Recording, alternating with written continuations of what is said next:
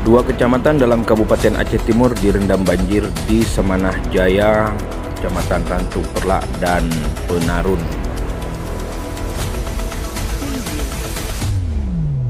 Dari pantauan Kuah Penarun TV, air menyeberangi jalan di dua kecamatan tersebut dengan ketinggian selutut orang dewasa. Saudara, dua kecamatan dalam wilayah Kabupaten Aceh Timur terendam banjir, di antaranya Kecamatan Penarun dan Kecamatan Rantau Perlak, Semanah Jaya.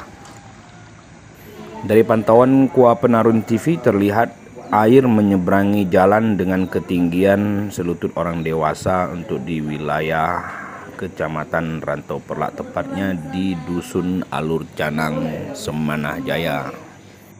Air dengan ketinggian selutut orang dewasa mengakibatkan terkendalanya transportasi di wilayah tersebut.